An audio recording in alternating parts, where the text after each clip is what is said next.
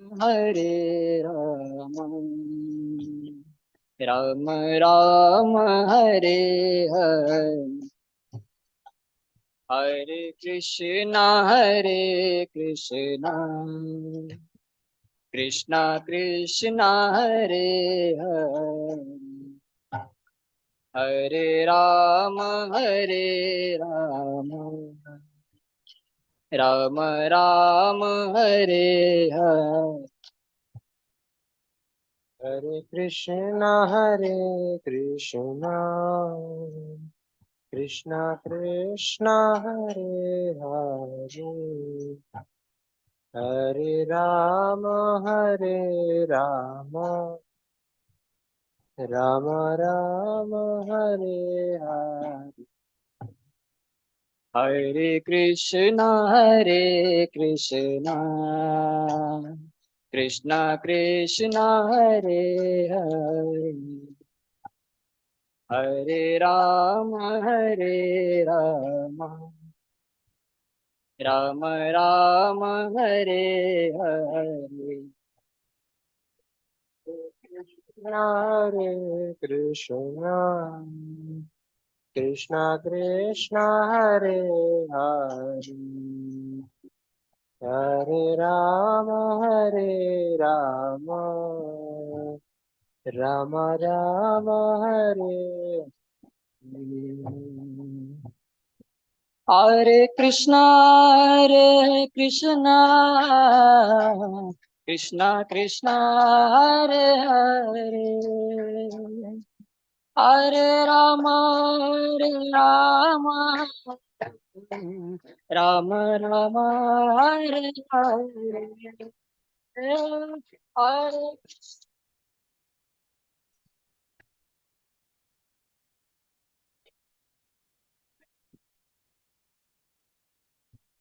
हरे राम हरे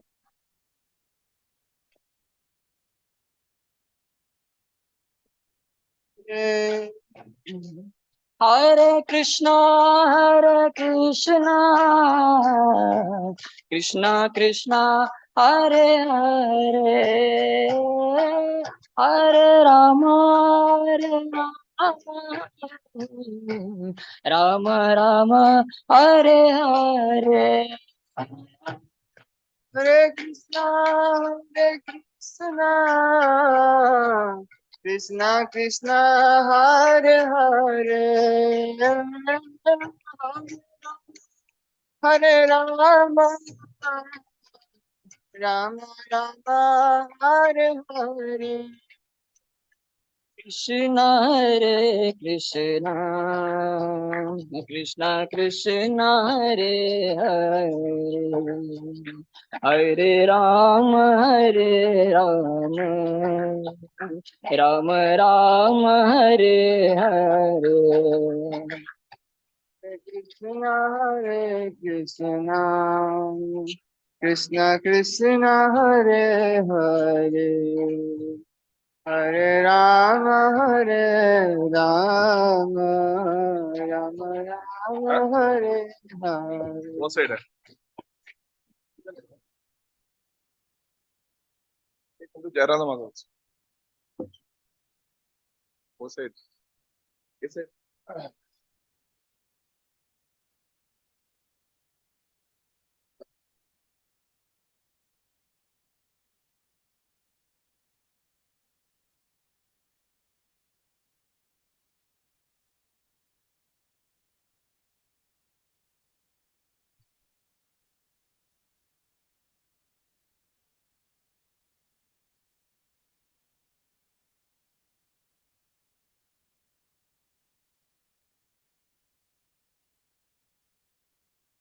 हरे कृष्ण इसका नहीं था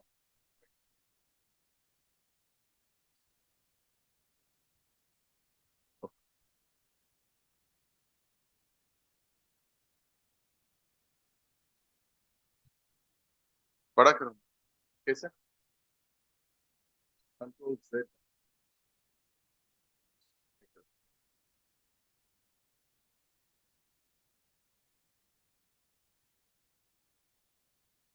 ओके ओके ना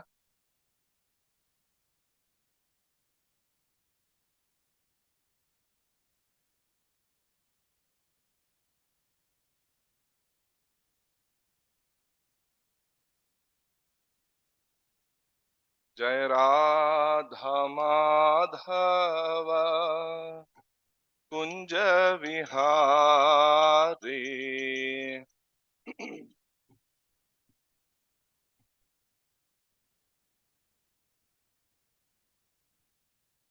जय राधा माधव कुंज विहारी।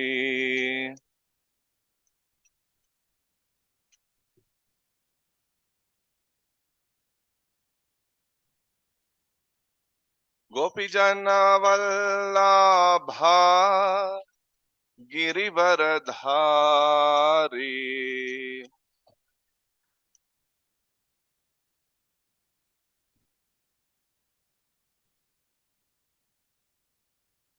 गोपीजन वल्लभा गिरिवरधारी।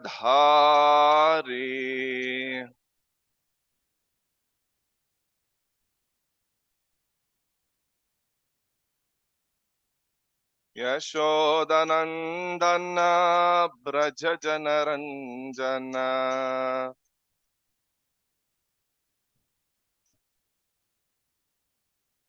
यमुना तीरा वनचारी।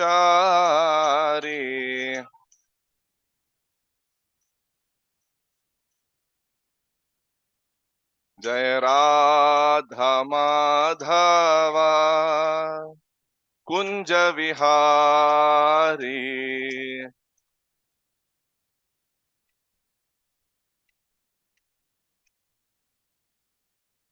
जय राधा माधव कुंज विहारी।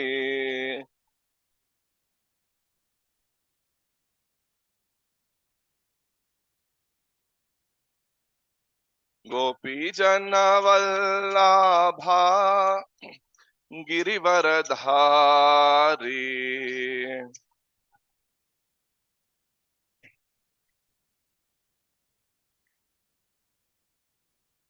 गोपी जन वल्लभा गिरिवरधारी।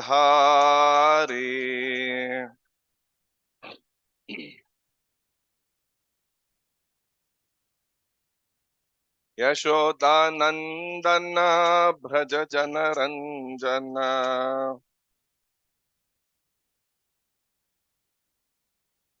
यशोदानंदन ब्रज जनरंजन।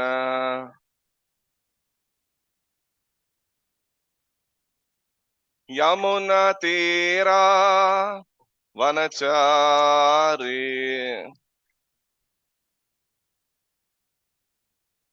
यमुना तीरा वनचारी।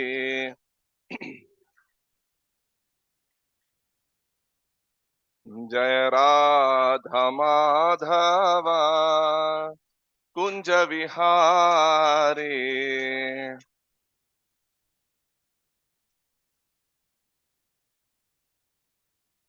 जय राधा माधव कुंज विहारी।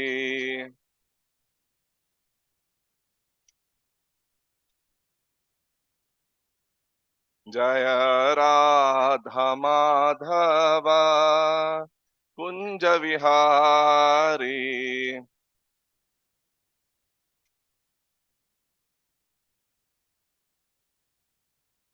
हरे कृष्णा कृष्णा कृष्णा हरे हरे, हरे Ram Ram Ram Hare Hare.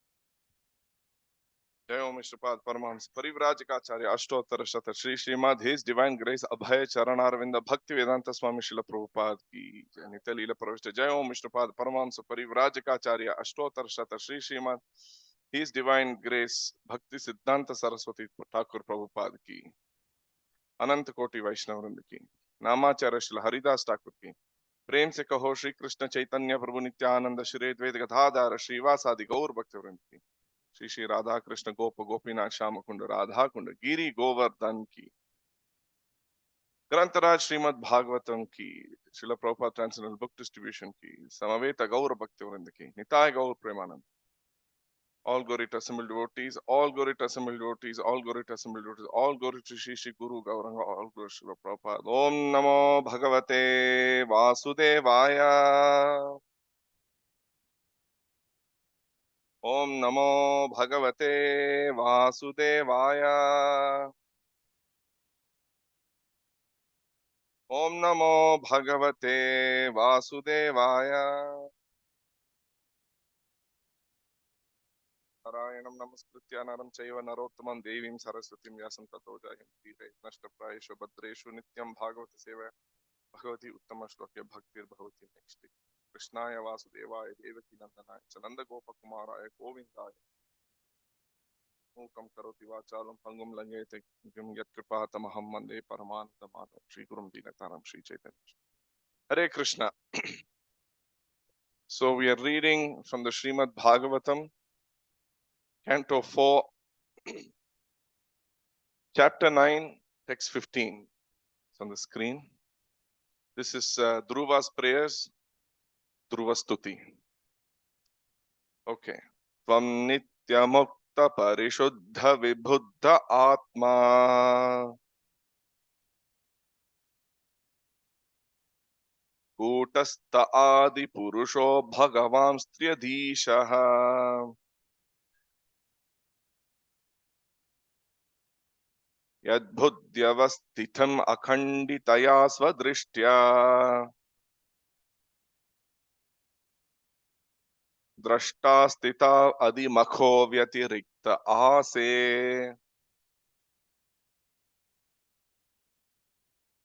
tvam nityamukta parishuddha vibhuddha atma कूटस्थ आदि पुरुषो भगवान स्त्रियदीशः यद्बुद्ध्यवस्थितिमखण्डतया स्वदृष्ट्या द्रष्टा स्थिता अधिमखो व्यतिरिक्त आसे त्वं नित्यमुक्त परिशुद्ध विबुद्ध आत्मा कूटस्थ आदि पुरुषो भगवान स्त्रियदीशः यद्बुद्ध्यवस्थितिमखण्डितया स्वदृष्ट्या द्रष्टा स्थिता अधिमको व्यतिरिक्त आसे.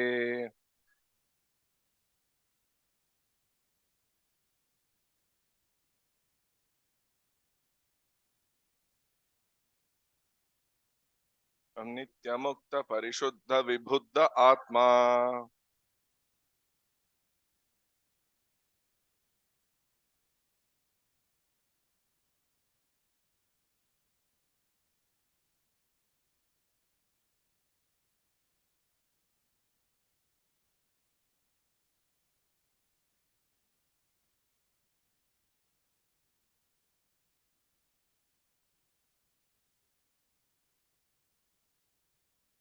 जी इसमें anyone else माता जी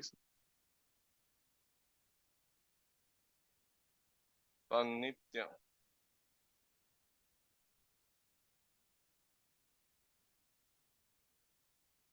कूटस्थ आदि पुरुषो भगवान स्त्रियदीशः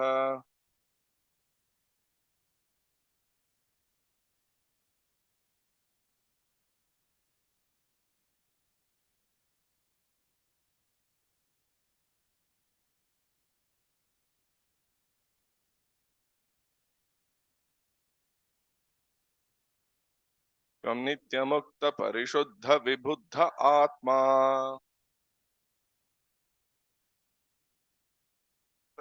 आदि पुरुषो भगवान स्त्रियदीशः यद्बुद्ध्यवस्थितिम् अखण्डितया स्वदृष्ट्या द्रष्टा स्थिता अधिमको व्यतिरिक्त आसे. Tvam, you,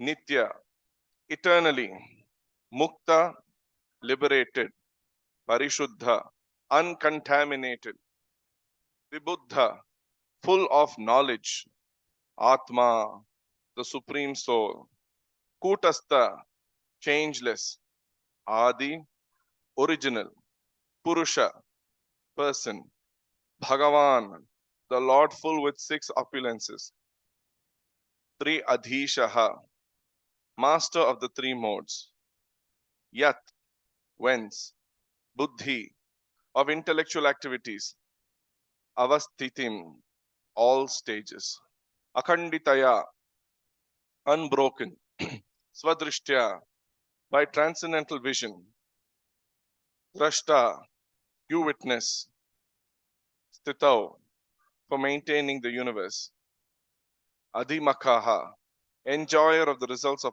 all sacrifices, Vyatiriktaha, differently, Ase, you are situated.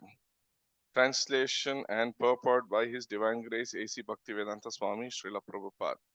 Translation. My Lord, by your unbroken transcendental glance, you are the supreme witness of all stages of intellectual activities. You are eternally liberated. Your existence is situated in pure goodness, and you are existent in the super soul without change. You are the original personality of Godhead, full with 6 opulences, and you are eternally the master of the 3 modes of material nature. Thus, you are always different from the ordinary living entities. As Lord Vishnu, you maintain all the affairs of the entire universe, and yet you stand aloof and are the enjoyer of the results of all sacrifices. Purport. An atheistic argument against the supremacy of the Supreme Personality of Godhead states that if God, the Supreme Person, appears and disappears and sleeps and awakens, then what is the difference between God and the living entity? Dhruva Maharaja is carefully distinguishing the existence of the Supreme Personality of Godhead from that of the living entities. He points out the following differences. The Lord is eternally liberated. Whenever He appears, even within this material world, He is never entangled by the 3 modes of material nature. He is therefore known as Tri Adhisha, the master of the 3 modes of material nature. In the Bhagavad Gita 7:14, it is said, Daivihi Esha Gunamai Mamamaya Duratyaya. The living entities are all entangled in the 3 modes of material nature. The external energy of the Lord is very strong. But the Lord, as the master of the 3 modes of material nature, is ever liberated from action and reaction of those modes. He is therefore uncontaminated, as stated in the Isha Upanishad. The contamination of the material world does not affect the Supreme Godhead. Krishna therefore says in the Bhagavad Gita that those who are rascals and fools think of him as an ordinary human being, not knowing his Param Bhavam. Param Bhavam refers to his being always transcendently situated. Material contamination cannot affect him. Another difference between the Lord and the living entity is that a living entity is always in darkness. Even though he may be situated in the mode of goodness, there are still so many things which are unknown to him, because it is not the same for the Supreme Personality of Godhead. But it is not the same for the Supreme Personality of Godhead. He knows past, present, and future, and everything that is happening in everyone's heart. Bhagavad Gita confirms this. Vedaham samatitani. The Lord is not part of the soul. He is the unchangeable Supreme Soul, and the living entities are his parts and parcels. The living entity is forced to appear in this material world under the direction of Devi Maya, But when the Lord comes, he comes by his own sweet internal potency, Atma Maya. Besides that, a living entity is within the time of past, present, and future. His life has a beginning, a birth, and in the conditioned state, his life ends with death. But the Lord is Adi Purusha, the original person. In the Brahma Samhita, Lord Brahma offers his respects to the Adi Purusha, Govinda, the original person who has no beginning. Whereas the creation of this material world has a beginning. The Vedanta says, Janmadi Asya Yataha. Everything is born from the Supreme, but the Supreme has no birth. He has all the six opulences in full and beyond comparison. He is the master of material nature. His intelligence is not broken under any circumstances, and he stands aloof, although he is the maintainer of the whole creation. As stated in the Vedas, Katha Upanishad 2.2.13, Nityo Nityanam, Chetanas Chetananam. The Lord is the supreme maintainer. Living entities are meant to serve him by offering sacrifices, for he is the rightful enjoyer of the results of all sacrifice. Therefore, everyone should engage himself in the devotional service of the Lord with his life, his riches, his intelligence, and his words. This is the original constitutional position of the living entities. One should never compare the sleeping of an ordinary living entity to the sleeping of the Supreme Personality of Godhead in the causal ocean. There is no stage at which the living entity can compare to the Supreme Person. The Mayavadi philosophers, being unable to adjust to all this, come to the conclusion of impersonalism or voidism. Om Ajnanatimirandasya Jnananjanashalakaya Chakshurunmilitam Yena Tasmai Shri Gurave Namaha. Namo Om Vishnupadaya Krishna Preshthaya Bhutale Srimate Bhaktivedanta Swami Namine. Namaste Saraswati Deve Gauravani Pracharine Nirvishesha Shunyavadi Paschatya Deshatarane. Jai Shri Krishna Chaitanya Prabhu Nityananda Shri Advaita Gadadhar Srivasadi Gaur Bhaktavrinda. Hare Krishna, Krishna Krishna, Hare Hare. Hare Rama, Rama Rama, Hare Hare. Hare Krishna. I'd like to thank the temple management for this opportunity to serve by discussing Srimad Bhagavatam. So this is about Dhruva Stuti, the prayers of Dhruva. So Dhruva, as you know, was a small child. He was touched by the conch shell of the Supreme Lord. And after that, he started speaking these prayers. Every prayer is loaded with so much knowledge and so much realization. You know, without extensive study of Shastra as a 6 or 7-year-old boy, every shloka you see, it's not even like a story. It is loaded with philosophy. So, of course, he was a devotee of the Lord from his previous life. You know, he was a great Vaishnava in his previous life. And unfortunately, he became a friend of a prince. And he had this small desire. How I wish I was a prince. That's it. That small desire made him get a full life again, where he had to go through all that, you know, he had to be insulted with Suruchi and all these things. But anyway, that's why he quickly, in 6 months, attained realization. He got a spiritual master such as Narada Muni. He had the direct perception and realization of the Supreme Lord. Similar to, you know, even Gajendra, if you see, I was just discussing the other day on Nityam Bhagavata Sevaya. Gajendra repeated a stotra he had learned in his previous life. And for next life, that helped him. As you know, elephant is actually supposed to be a very dull animal, very dull-headed animal. They compare in Bhagavatam also, they curse you become like a dull-headed elephant or something. So he remembered that was the samskara of learning like small nice shlokas like Bhagavad Gita, Bhagavata. We remember it in our next life too. So it's the same with Jada Bharata. Even when he was leaving his body, he remembered his previous life shlokas and he recited that. So in the previous shloka, in text number 14 here, which was discussed last week, Dhruva told the Lord, my dear Lord, at the end of each millennium, the Supreme Personality of Godhead, Garbhodakshaya Vishnu, dissolves everything, manifested within the universe into his belly. This is the previous shloka. He lies down on the lap of Sheshanaga. From his navel sprouts a golden lotus flower on a stem. And on the Lord, and that lotus, Lord Brahma is created. I can understand that you are that same Supreme Godhead. I therefore offer my respectful obeisances unto you.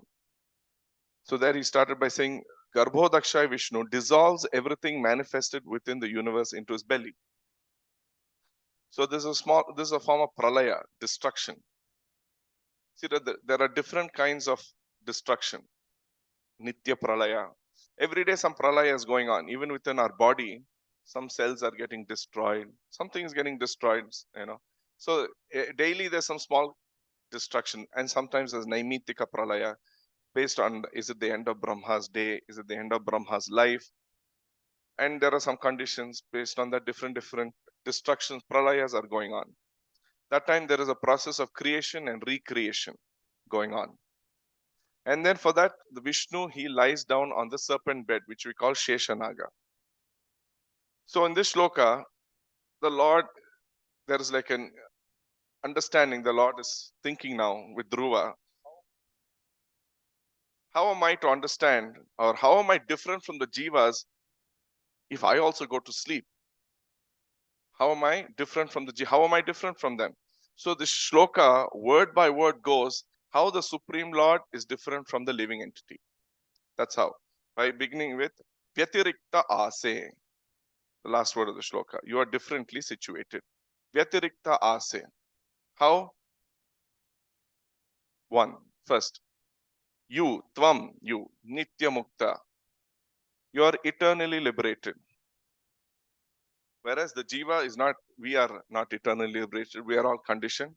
Of course, some great acharyas who are special devotees of the Lord are eternally liberated with him. But on a larger scale, we are all liberated by his mercy. He's never entangled. He's Nitya Mukta. He's never baddha. He's never conditioned. He's never entangled. So he's liberated from action and reaction. And because of that, why is he Nitya Mukta? Why is he eternally liberated also? Because he's Parishuddha. He is not contaminated. We are contaminated. What are we contaminated with?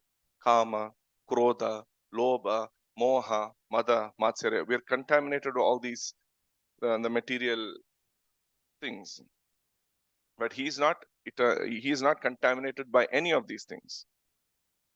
And in the Ishopanishad also it is said in text 8, which was quoted in the purport, that he's, the Supreme Lord is not contaminated. And there in the purport, the Prabhupada also gives a very nice example of the sun. He says the sun extracts moisture from many untouchable places, because when the Supreme Lord even comes in contact with the material world here, he's still not contaminated. So similarly, even as a sun, when he comes into this, appears, rises and sets, he is not contaminated. Even though he comes in contact with the places on the earth, yet he remains pure. In fact, he even purifies obnoxious things by virtue of his sterilizing power. Like, when he puts his darshan, gives his darshan on the sewage or dirty places, he purifies all that. So that's how he compares the Supreme Lord to. If the sun, which is a natural object, is so powerful, then imagine the power of the Supreme Lord, how he can purify even when he comes in contact. Another nice example Prabhupada gives is about the police officer who enters a jail. You must have heard this story or this example. When, whatever Tihar jail or whatever jail is there, whenever the officer or the commander, or whoever you call the jail, the jail superintendent, police, he enters the jail, it is not like he is a prisoner. Others are a prisoner, but he is going there to help rectify the prisoners, transform them, make sure they're following the rules and regulations of the prison. He's not, and then he comes out. So he's not contaminated at all. So similarly, the Supreme Lord, whenever he comes here, he is never contaminated by any of the the things in the material world. And we'll see that further also when we see about Tri Adishaha, and he's the controller of the three modes. Because he's not under the three modes. We'll see that. And then Parishuddha, so Nitya Mukta, he's eternally liberated. We are not eternally liberated. He's Parishuddha, he's uncontaminated, but we are contaminated. He's Vibuddha. So Vibuddha means he's full of knowledge. He's Sarvagna. He's cognizant of everything. But we are Alpagnya, right? We don't know everything. Can anyone say you know everything? No one can say they know everything. But the Supreme Lord knows everything. He knows what is the pain going on in your body, in my body, your body, everyone's body. I know the pain only going on in my body. I cannot understand what you're going through. I cannot understand what pain someone else is going through. He's Sarvagna. He has full knowledge of everything. He has full knowledge of all the planet, what is going on other planetary systems. Everyone, every living entity, he's Sarvagna, omniscient. But we are Alpagnya. And in that, for that, Prabhupada also talks in the purport that the living entity is in darkness, whereas the Supreme Lord is hang on, the contamination is darkness. Yeah. So we are in darkness, and that's why we pray this Om Ajnana Timirandasya Jnananjana Shalakaya, because we are in this Ajnana, darkness of ignorance. And to come out of this darkness of ignorance, what do? Jnananjana Shalakaya Chakshur Unmilitam Yena Tasmai Shri Gurave Namaha. We approach the Guru. Of course, Supreme Guru Sri Krishna, but through the Guru Parampara, we approach so that we get the knowledge. Even though he may be situated in the mode of goodness, even though we are situated in Sattva Guna, because Sattva Guna is also considered to be under the modes of the material nature. I have once heard an example. It's like a train. Sattva Guna can be compared to an AC class. Rajoguna can be compared to a next class, sleeper class, and then Tamoguna can be compared to a general class boarding. So, but they're all in the same train going towards so whatever destination. But anyway, under the same conditions of the train and all this. So we are all under the same conditions. Another point I forgot to mention here is Krishna says in the Bhagavad Gita, because the contamination of the material world does not affect Supreme Godhead, but there are many people who unfortunately apply this contamination on him and consider, of course, Prabhupada uses some strong words here, that those who are rascals and fools think of him as an ordinary human being, not knowing his param bhavam. That's a nice shloka in the Bhagavad Gita. Avajananti mamhuda manushim tanumashritam param bhavam ajananto. What's the last line? Param bhavam ajananto mama bhuta maheshwaram. So fools deride me when I descend in the human form. They do not know my transcendental nature. Param bhavam ajanantaha. They are not aware of it. As the Supreme Lord of that, I am the Maha Ishwaram. So they're not aware of this. So the Supreme Lord, he's also cognizant of the past, present, and future. Here Prabhupada writes, he knows the past, present, and future. And everything that is happening in everyone's heart. Bhagavad Gita confirms this. Vedaham samatitani. This is a question Arjuna asks in the Bhagavad Gita itself, right? He said, the Krishna starts off chapter 4 by saying, I told this to sun god, I told this to Manu, and Arjuna is confused. You're in front of me now. You just came some 30 years back or 60 years back, and you're talking about some millions and millions of lifetimes before. How am I to understand this contradiction? Aparam bhavato janma. You just, param janma vivasvataha. Katam etad vijaniyam tvam adau proktavaniti. The sun god, so many years back he's born. You're just here now. How am I to understand that you have instructed this science of Bhagavad Gita to him? So, that time, Krishna replies, Bahuni me vyatitani, janmani tavacharjuna, tanyaham veda sarvani, nattam veta parantapa. You have taken many, many births. I mean, the Supreme Lord never takes birth. Many births, both you and I have taken. I can remember all of them, but you cannot, O subduer of enemies. So the Supreme Lord can remember all past, all present, all future. Why? Because he actually never takes birth like us. We take birth because of karma.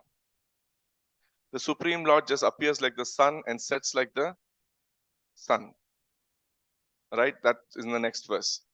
Ajopi san avyayatma, bhutanam ishwaropi san, prakritim swam adhishtaya, sambhavami atma mayaya. That he comes according to his own sweet will, atma maya. And aja, he's unborn.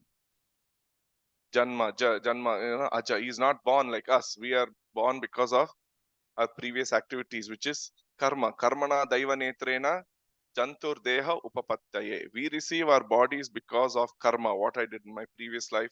Accordingly, my next birth has been decided. Whereas the Supreme Lord never took birth. He just descends. That's why he's called Avatara. He descends and he disappears when he has to. So he never changes his body. One of the next points that comes is he's changeless. That will be the next point. So he never changes his body. But we come because of our karma. And how these karma activities, sinful activities, entangle us further. I thought there's a nice story in the Bhagavatam itself, which Prabhupada gives in the story of King Puranjana being attached to fruitive activities. It's a nice story we could just read. There is an instructive story in this connection. Once a saintly person was passing on his way. He met a prince, the son of a king, and he blessed him by saying, "My dear prince, may you live forever." So he told the prince, "You live forever." The sage next met a saintly person and said to him, "You may either live or die." Then eventually, the sage met a brahmachari devotee and he blessed him, saying, "My dear devotee, you may die immediately." The brahmachari devotee. Finally, the sage met a hunter and he blessed him, saying, "Neither live or die." So the point is that those who are very sensual and are engaged in sense gratification do not wish to die. Right? We know the pastime Yudhishthira talking to Yaksha, Ahani, Bhutani. They all see people dying, but they live as though they're never going to die. So those who are, the point is that those who are very sensual and engaged in sense gratification do not wish to die. Generally, a prince has enough money to enjoy his senses. Therefore, the great sage said that he should live forever. For as long as he lived, he could enjoy life. But after his death, he would go to hell. Since the brahmachari devotee, so after this, the prince would go to hell. As long as he lived, he should enjoy here itself. In hell, he cannot enjoy. Since the brahmachari devotee was leading a life of severe austerities and penances, in order to be promoted back to Godhead, the sage said that he should die immediately so that he did not continue to labor hard and could go instead back home, back to Godhead. So for the prince, he said, live forever. Brahmachari said, die so that you can go back to Godhead. You don't have to labor hard in this world. Then for the saintly person, may either live or die. For during his life, he is engaged in serving the Lord. And after his death, he also serves the Lord. Thus, this life and the next life are the same for a saintly devotee. For in both, he serves the Lord.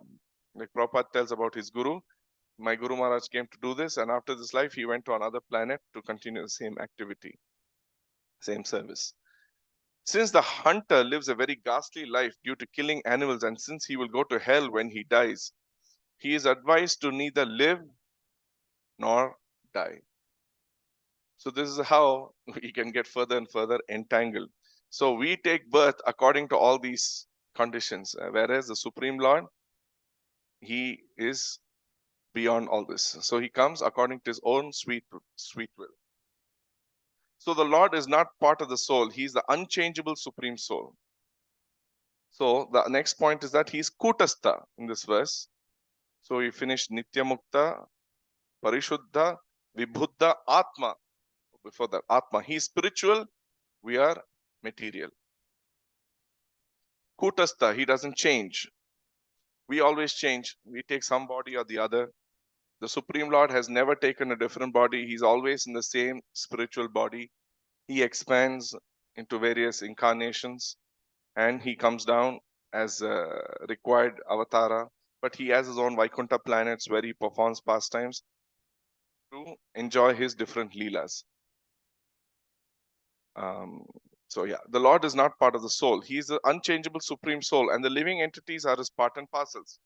So we know the famous shloka, Nityo Nityanam, Chetanas Chetananam, Eko Bahunam, Yo Vidadati Kaman, that he is the eternal supreme person. We are the small, minute part and parcel. Eko Bahunam, Yo Vidadati Kaman, and he is satisfying all our requirements, karma, and all these things. Actually, the Supreme Lord sometimes directly satisfies and indirectly fulfills our requirements.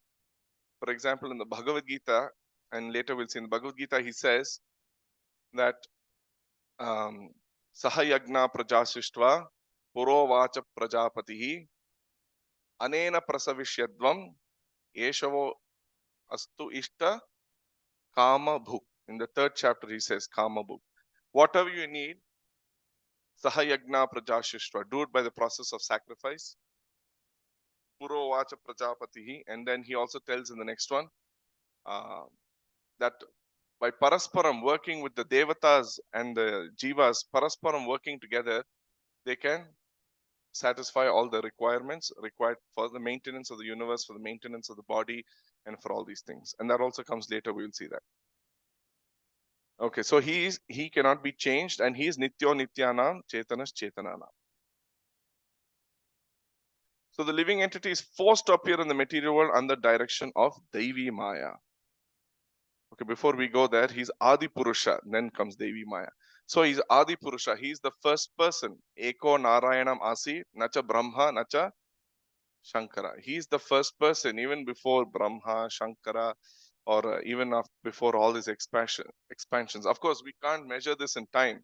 He's the first person, he's the second person, because when you put immediately that process of first, second, third, that's all a material creation process. He is eternal.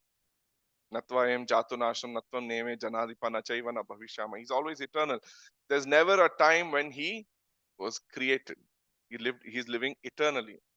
So this is all in form of cosmic time, you have to understand in cosmic time that the Supreme Lord existed first, and after his expansions, everyone expanded. So he was the first Adi Purusha, Govindam Adi Purusham Tamaham Bajami, and then he expanded. So that's another quality of the Supreme Lord, but we are not Adi Purusha, we are all after many, whatever, expansions. Kala Pumsa, that one. Okay, and then the living entity is forced to appear in the world under the direction of Devi Maya. But when the Lord appears, he comes by his own internal potency, Atma Maya. That we already saw that he comes by his own potency, Atma Maya. But because he is beyond the three modes, he's three Adisha. Right? He's three Adisha. He's a controller of the three modes. It comes in the Bhagavatam. Etad Ishanam Ishasya 111. I don't know if I have it here. Etad Ishanam Ishasya Prakriti Stopi Tad Gunaihi Na Yujyate Sadatmastair Yata Buddhis Tad Ashraya. That the Supreme Personality of Godhead is not affected by the three modes of material nature, even though he is in contact with them. And similarly, the devotees who have taken shelter of the Lord do not become influenced by the material qualities, because there's a high level of devotees who, they're beyond, because when they practice bhakti, mam chayo avya bicharena, bhakti yogena sevate, sagunan samatrityaitan, brahma bhuyayakal. They also go above the three modes. Similarly, in the Bhagavad Gita also we see, Tribir Gudamayer Bhaver, Ebhi Sarvamidam Jagat, Mohitam Nabhijanati, Mam Ebhya Paramavyayam. That is beyond the three modes, and Mohitam Nabhijanati. People who are under the illusion cannot understand this, because many other processes or groups, can say, if he comes to this world, he's also subjugated under three modes. But it's very clear, the Supreme Lord is not under the three modes. He does his superhuman activities, which no person could do. No one lifted a Govardhan hill at age 6 or 7 and performed all these kinds of pastimes. So we are under the three modes. How? Devi, Esha, Gunamai. The living entity, actually Prabhupada writes in a very beautiful, in the purport later, people are simply engaged trying to counteract unhappiness. That is Devi Maya.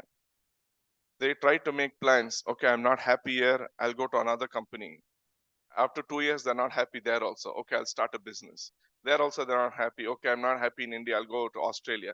There also, they're not happy. I'll go to US. So it's not, okay, then maybe I'll get married. It's not like every changing the ashram or changing your situation or going to another location will make you any happy. It is only Devi, because this Devi Maya is very difficult to overcome and to attain happiness. How can we attain Devi Esha Gunamai Mama Maya Duratyaya Mamevaya Prapadyante Mayam Etam Tarantite? Only by the process. He's talking about surrender right there in the 7th chapter, 14th verse. Right? He's saying right there. Mamevaya Prapadyante Mayam Etam Tarantite. But those who have surrendered unto me, Prapadyante, they can easily cross beyond it. So how we even live in this Devi Maya, that's also, there's a nice illustrative story Prabhupada gives in one of his purports here. Here is an allegory in which the king is advised to find a deer that is always in a dangerous position. Although threatened from all sides, the deer simply eats grass in a nice flower garden, unaware of the danger all around him. All living entities, especially human beings, think themselves very happy in the midst of families. This is Devi Maya. Like there's Yoga Maya, Mahamaya, Devi Maya thinks, oh, you're very happy. As if living in a flower garden and hearing the sweet humming of the bumblebees. Everyone is centered around his wife, who is the beauty of family life. The bumblebee's humming may be compared to the talk of children. The human being, just like the deer, enjoys his family without knowing that before him is the factor of time, which is represented by the tiger. So there's a deer. One side, there's a hunter waiting to shoot him. There's the karmic activities. Another side, there's a tiger waiting to eat him, which is the factor of time. Either way, we are going towards destruction of our material body. So the human being, just like a deer, enjoys his family without knowing that before him is the factor of time, which is represented by the tiger. The fruitive activities of a living entity simply create another dangerous position and oblige him to accept different types of bodies. For a deer to run after a mirage of the water in the desert is not unusual. The deer is also found of the opposite sex. The conclusion is that one who lives like a deer will be killed in due course of time.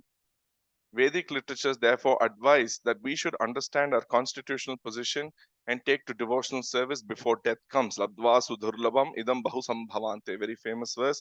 After you have attained the human birth, you have to engage in the purpose of life by devotional service. Okay, so he's Adi Purusha. Another difference between, we already saw that we are under Devi Maya. He's under Atma Maya. So we are under the three modes, and he's above the three modes. Next, his intelligence is stable. The word intelligence comes here. Is enjoy the sacrifice. Buddhi, Triadisha yet Buddhi. So he's stable in his intelligence. He's always Sarvagna. He's Sachidananda. We don't have knowledge. We need knowledge. So the Jiva's intelligence is we are subject to waking, Jagrata, sleeping, Nidra, and dreaming, Swapna, Sushupti. We are under all those stages. Whereas the Supreme Lord is not. One of the first questions in this verse was, what is the difference between, because in the previous verse he said, you're sleeping, Yoga Nidra. And what is the difference? How am I different from Jivas if I also go to sleep?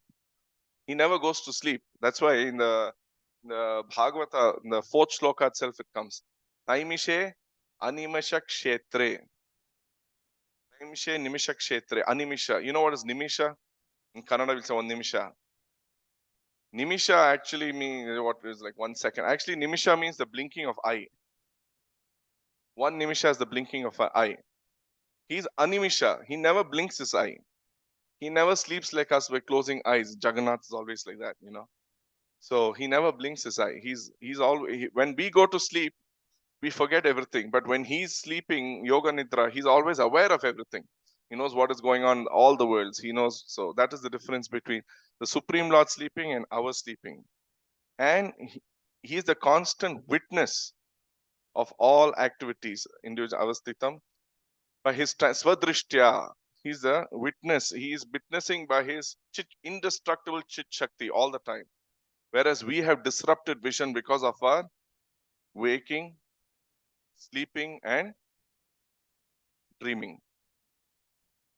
So just on this topic of drishtya, witness, Saraswati Thakur, Prabhupada's guru, has written extensive commentary just on that. I'll just show you a little. First, this the seer and the seen, that's how he called it. Drik Drishya Vichara, Vishaya. When we come to the temple, we are Saraswati Thakur's one of his points which he expanded on was, we are not coming here to see the Lord. We are coming here to take darshan of the Lord. The Lord sees us.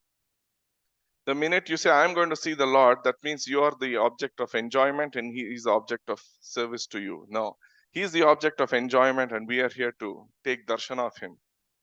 That's why Saraswati Thakur actually, when he went to Jagannath Puri, he would take darshan of the Lord from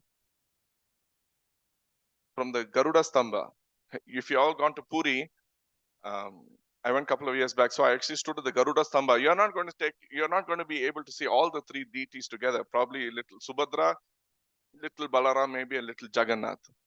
But he never went forward and took darshan of all the three, saw all the three deities. He said, I'll take darshan from here. Actually, Chaitanya Mahaprabhu also did that. He took darshan of Jagannath, Baladev, and Subhadra from the Garuda Stamba. And once Saraswati Thakur, has his eyes were deteriorating. He had to wear glasses.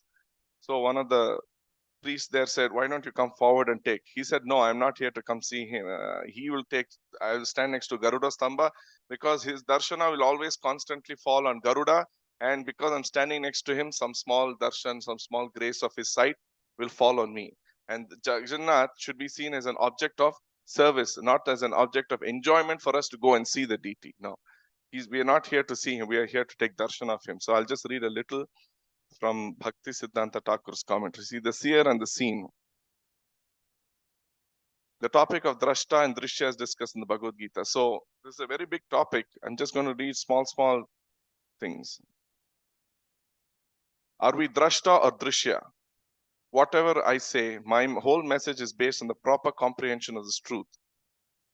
A bhogi, one who attempts to enjoy this world, considers himself drashta, and everything else, including the Supreme Lord, to be the drishya, his object of vision. Due to their bitter experience of this world, so-called renouncers wish to deny the plurality of drashta, drishya, and darshana, and thus regard him as one. Only devotees who have the proper vision to appreciate Krishna is a supreme enjoyer and alone is fully independent, and no one's servant, but being drashta, should be served by all. For the jivas and all else that be are drishya, objects of his darshana. Here, I'm jumping. He who sees an object is called the seer, and an object seen by the observer is called the seen. The instrument of seeing is called sight. It is a common error to deem the sense of sight the actual seer. Whatever we can measure by any of our senses, we also call a seeable object. Through our eyes, we measure, oh, this is like this is like that. And he who senses it is called the seer. It is best that the jiva sees himself as the object of Krishna's enjoyment. Thinking himself the seer, he sees the world as the object of his enjoyment. That's why actually in Bhakti Marg, first is not seeing, first is Shravana. There is no seeing it. Shravanam, Kirtanam, Vishnoho, Smaranam, Padasevanam, Archanam, Vandanam, Dasyam, Sakhyam, Atmanivedam. So deity worship comes later, Archanam comes, but that also not that I want to go see him here. I'll go first stand in the line there and see. No, the object of vision should always be that he's seeing me. I'm getting the realization that I have to be enjoyed by him and I have to serve him. The enjoyers of this world think themselves seers. So I'll go see the DT and come. Oh, he's waiting for you, poor. The renunciance and counter to the bitterness they've experienced in the world. Okay, so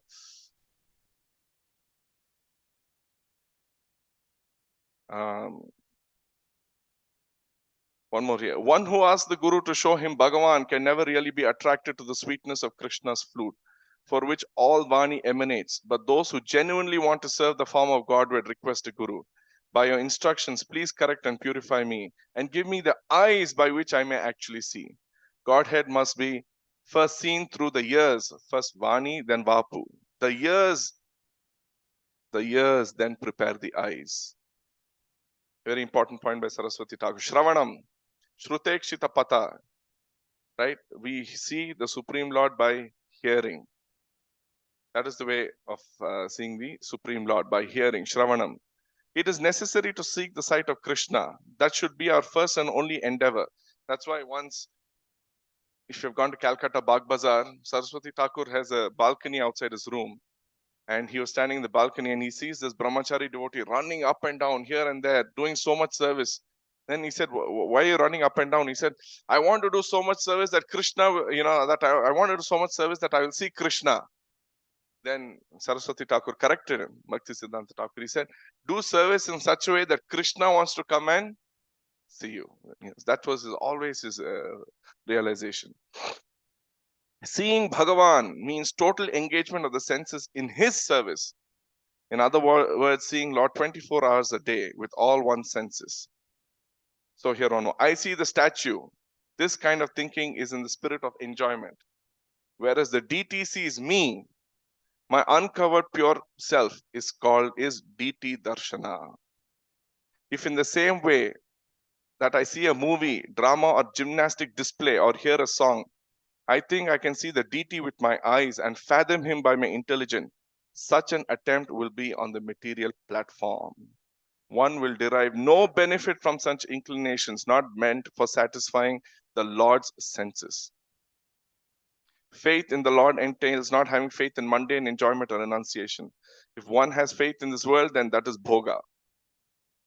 So just on this topic, you can see how much he goes on and on. Here, Jagannath is not drishya, but drashta. Here, this is what I'm saying. Following example, Lord Chaitanya, Sri Bhakti Siddhanta Thakur took darshan of Jagannath in Puri from a distance, from behind the Garuda Stamba at the entrance to the temple. He explained, we will stand behind our Guru, Garuda. Jagannath will look at Garuda because Garuda is his devotee. And then he will also cast his merciful glance upon us. After once taking darshana in this way, Saraswati Thakur said, Jagannath is not drishya but drashta. Only when a jiva is wholly free from the conception of himself, being drashta, but when he is fully situated in the understanding of himself as drishya of Jagannath and to be enjoyed by him, then only can a jiva remain sevon mukha hi jivado, and with the eyes of love actually have darshan of Jagannath. As long as we think, I will go see Jagannath, then we shall not see him, but only wood, stone, an object described in Buddhist literature, or an antique handless statue that is an object of our enjoyment. Eyes of flesh can never chalk out the Sachidananda Vigraha. Only persons who realize themselves as drishya, whose eyes see by hearing from Shastra or by chanting the holy names, may have darshana of the Sachidananda reality. And then here, one who sees must do so with bhakti. A pure devotee is a servant of Bhagavan, and non-devotees are those with extraneous desires, karmi, jnanis, and yogis, and the rest. If in the mood of enjoyer we go to see Jagannath, regarding him as an object of our enjoyment, then we will simply see a maimed wooden doll and return. Some will say Jagannath is armless, Rama is a wooden doll. Others consider him a wooden mannequin with spirit inside. So here one more. A zamindar who granted a private meeting with Saraswati Thakur sat close to him and whispered, have you seen Bhagavan? Sri Bhakti Siddhanta retorted, what is the use if I say I have or haven't seen?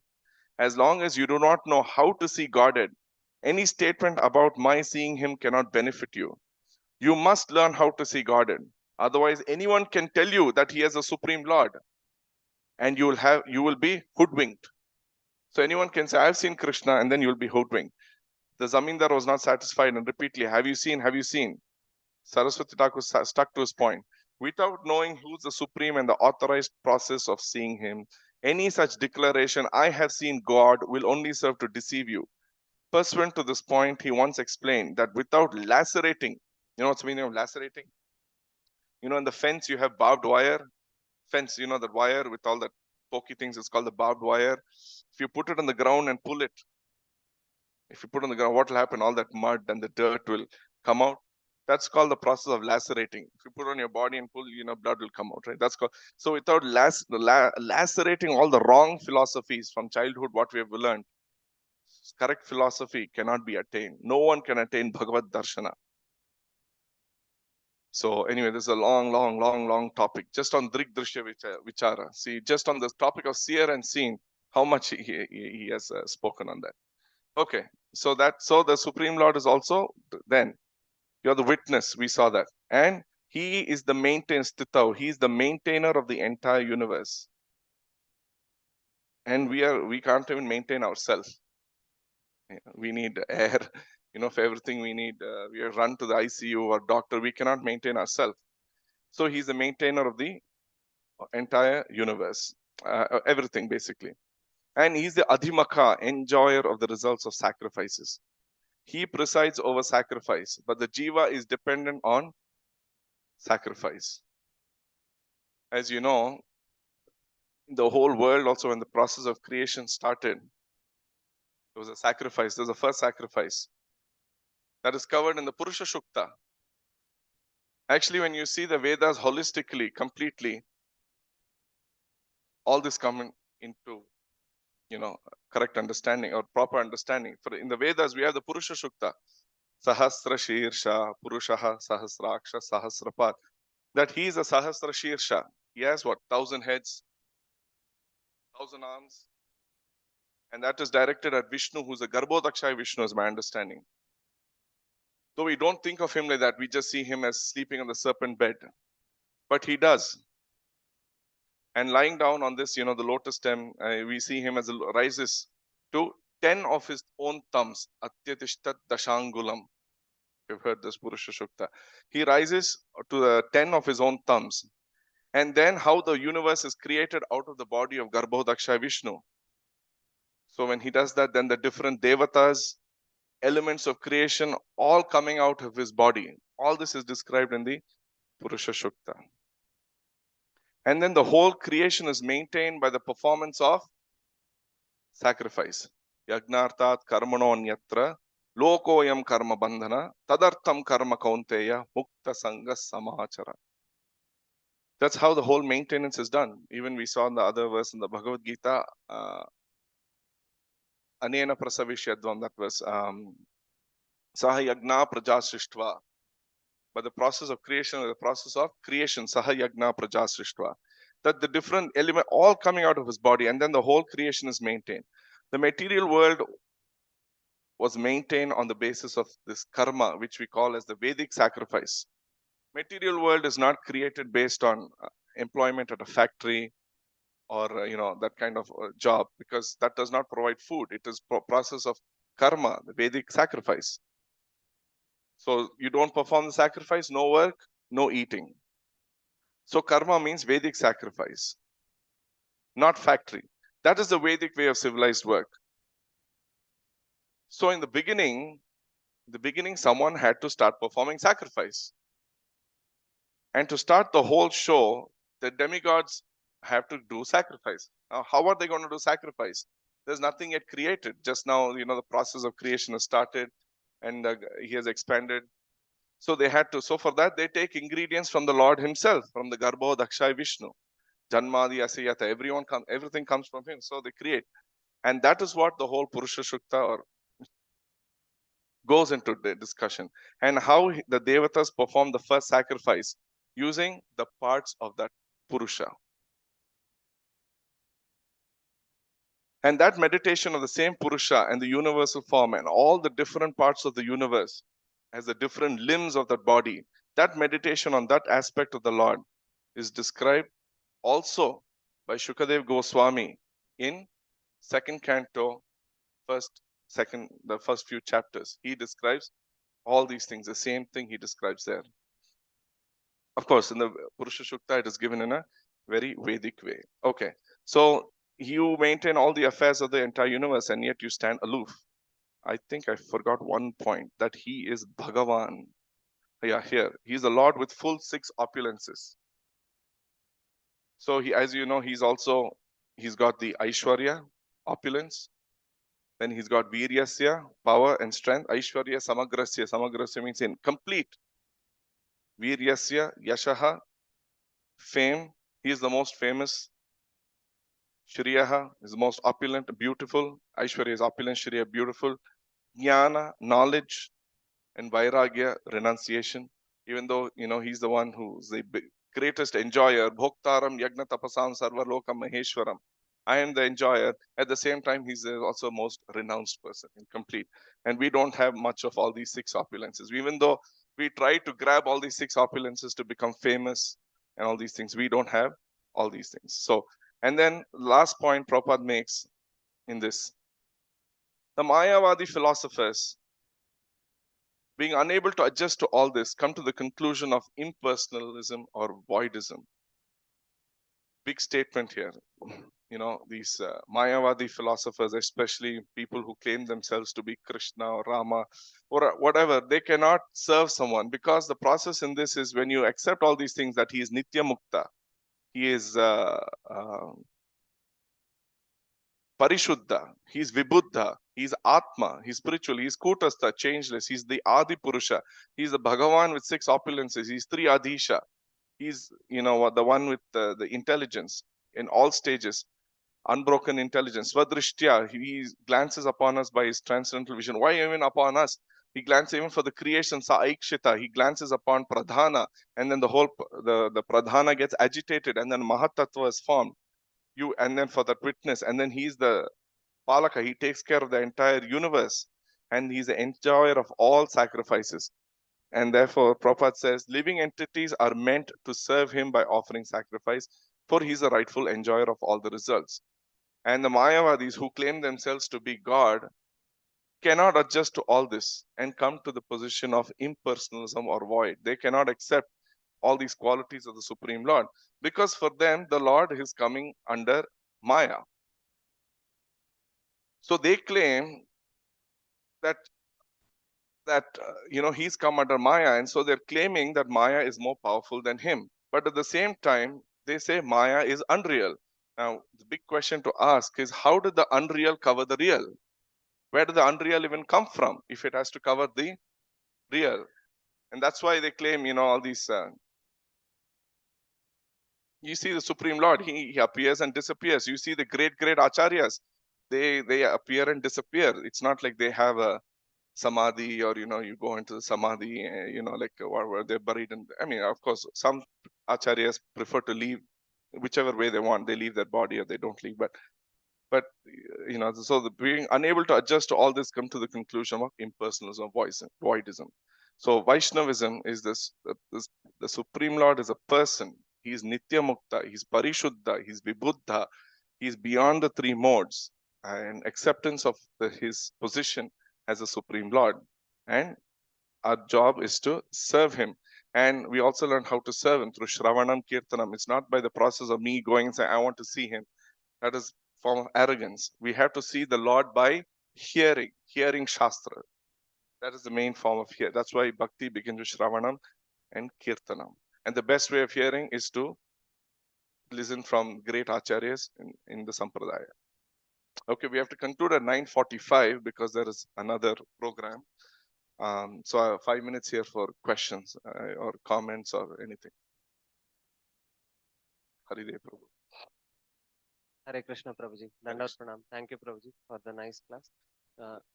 This second canto, I had a doubt Prabhuji. Is that Virata Rupa, and how do we, is it an imaginary form? What is the right understanding of the Virat Rupa? And because the Purusha Sukta you said may refer to Garbhodaksha also. Yeah, So it how is a do we kind of a Virat reconcile? Rupa. He has a count. He can answer that because No, you're going to give the answer, I hope. No, no, I would like to answer that question, but preempting to that, there's something very, very important what I wanted to ask you. Is you were giving descriptions of Purusharukta with respect to Garbhodakshay Vishnu. Yeah, that's my So understanding. can you please give some understanding as to from where you picked up this aspect? This Because one? the Sahasra Sheersha refers to Ananta Shesha, who has multiple heads, with each head, on top of each head, one universe being there. Yeah. And there's a very nice compilation and where actually Purusha Sukta is discussed very detailed by our Vaishnava Acharyas within our ISKCON itself. So that does not second the thought of Garbhodakshay Vishnu. Yeah, I'll tell you being where I got it the- from. I got it. I attended a class by Gopi Parananda Prabhu, and I can give you the lecture I have with me. He says this because in probably that is also right. I'm not saying denying that is wrong, but when this process of creation happened for the process of yagna, because they have to get ingredients, that time the Supreme Lord expands to provide them the ingredients for the yagna. And because from the lotus stem, all the universes emanate, and that is a process that is also a part of so there is a human form with the Paramatma as Mahavishnu. There is a universal form also, Hiranyagarbha, which it's with I think Samasti Paramatma is the technical name, with Garbhodakshaya as the Paramatma, and for every living entity as a Kshirodakshaya Vishnu as a Paramatma. So the Hiranyagarbha's Paramatma is Garbhodakshaya and the Mahavishnu. Anyway, okay. Because the Purusha Sukta itself states the Lord himself was bound and used in the Purusha Sukta explanation itself with that. When they had no ingredient, they tied the Lord himself and used him as the They source to used the all his different parts when he yes. expanded. He's not going to have his hand chopped off. He's a Yes, spiritual exactly. person. So they tied up the Lord itself, and that's what the Purusha Sukta, even the shloka states so. Atyadishta Okay. Dashangulam, how he went up No, to 10 see, thumbs. that is where one more thing is Dasha Angulam is 10 fingers. Yeah, okay, thumbs I said. No, Okay, not fingers, the yeah. thumb, it's Finger, 10 fingers. yeah. It extends beyond up to 10 fingers from the universe. Yeah. Okay, so. Yeah, 10 fingers. Sorry, I said thumb. Okay. No, I'm sorry. Angula sometimes. Yeah, it's okay. not only thumb, it's 10 fingers. 10 Dasha fingers, Angulam is 10 fingers. Yeah. So that's the one. And Prabhu, what's your question actually? He's talking about the universal form. The Virata, the meaning of the word, Virata itself, it's something massive, unfathomable, which you cannot understand. Okay. So if you even see the 11th chapter of Bhagavad Gita, if you were to see the Lord in that particular form, you cannot develop attraction for him, including things like chewing up all the people like this one, and then that means to say that the Lord is non-vegetarian. Okay.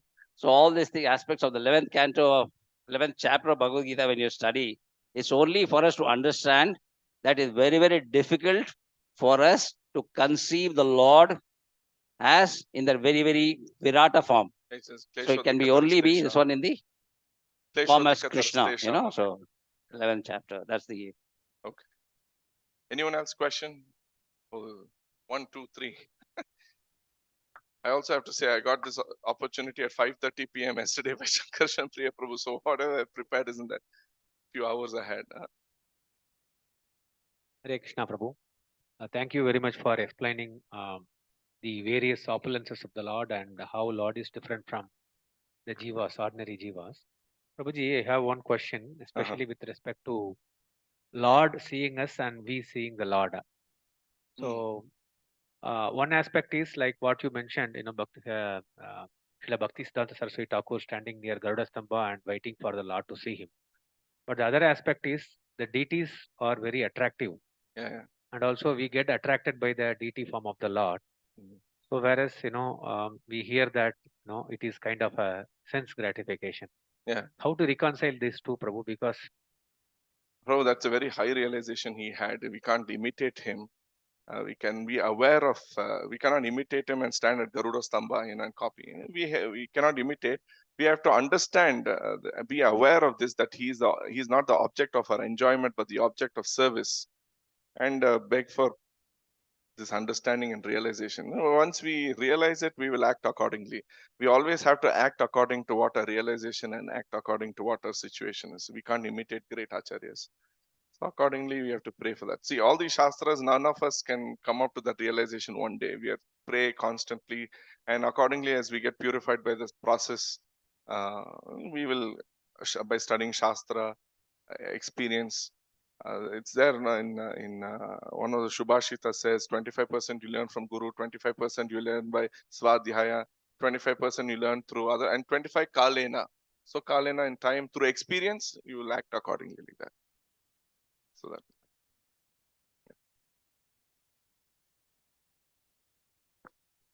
Yeah. By the mercy of the Lord, yeah.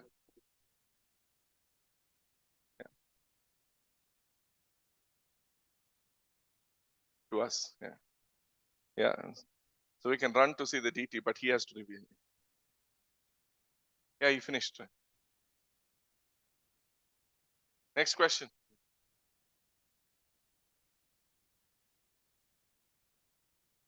There also one question.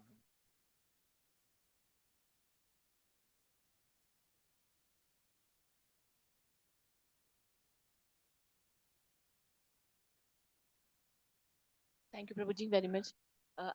Because this is not, but since we are discussing about Virata Rupa, so from Bhagavad Gita, when Krishna went as the peace messenger, Duryodhan tried to capture him.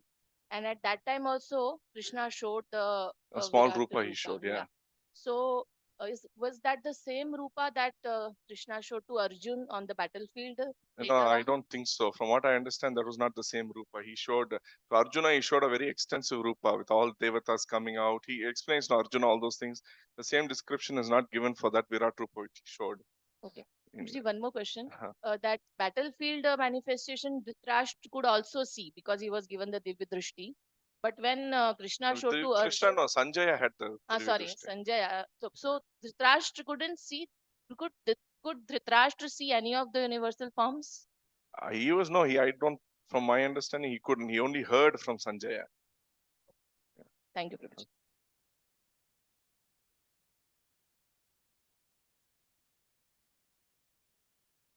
Modes of material nature. No, spiritual world is free of three modes. Vaikuntha is free of three modes. There's no kunta, no anxiety only. He asked if there are three modes of material nature. That's why it's called material nature. It's not there in spiritual nature. Shuddha Sattva, yeah. That's why, yeah. Prabhupada said any tree can give any fruit like that. Vaikuntha is like that. You know, so.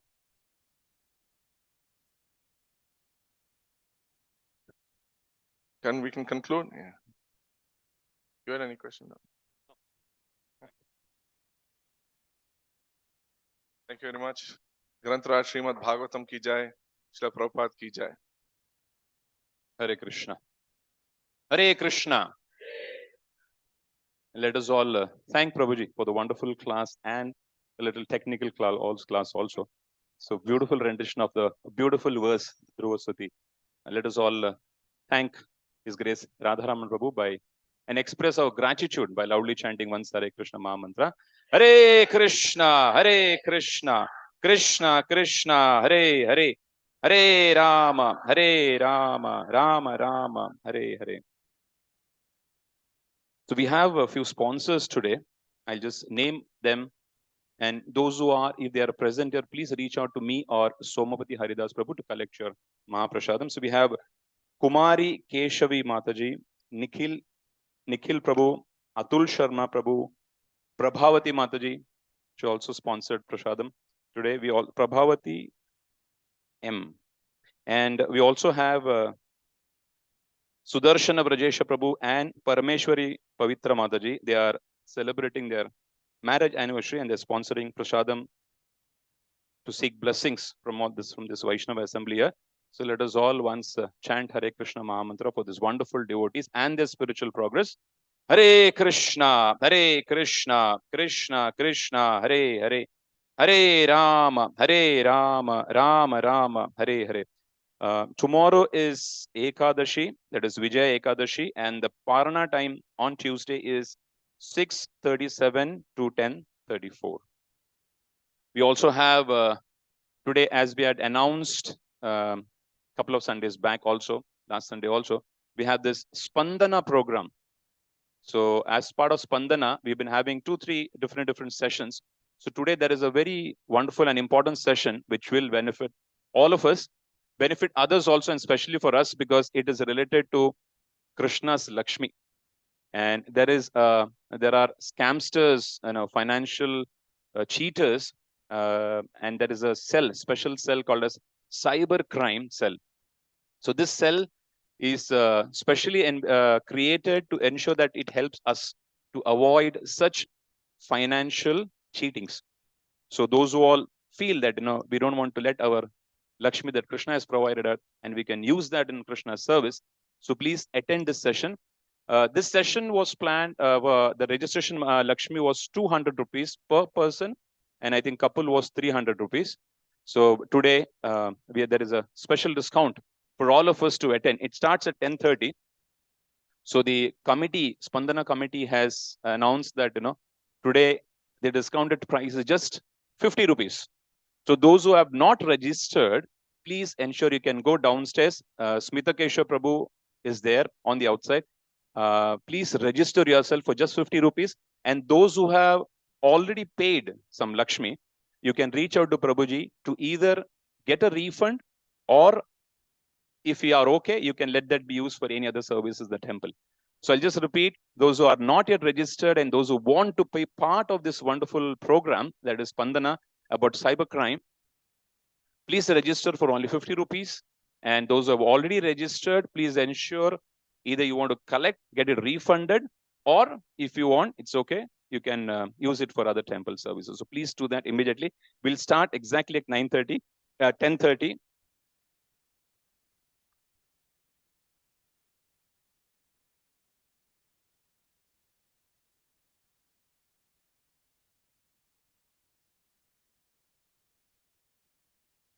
Vishwanath Prabhuji, who has sponsored Prashadam on the occasion of his granddaughter's birthday.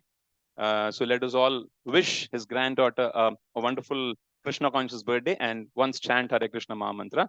Hare Krishna, Krishna Krishna, Hare Hare, Hare Rama, Rama Rama, Hare Hare. So please take benefit of this wonderful program that is Spandana. And those who want to register, please go downstairs and register.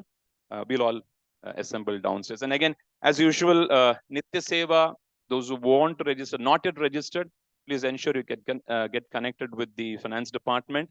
And also, request your friends or anybody who want to contribute on a regular basis, whatever small Lakshmi that can be utilized for the temple services, please do so. Hare Krishna. Thank you so much.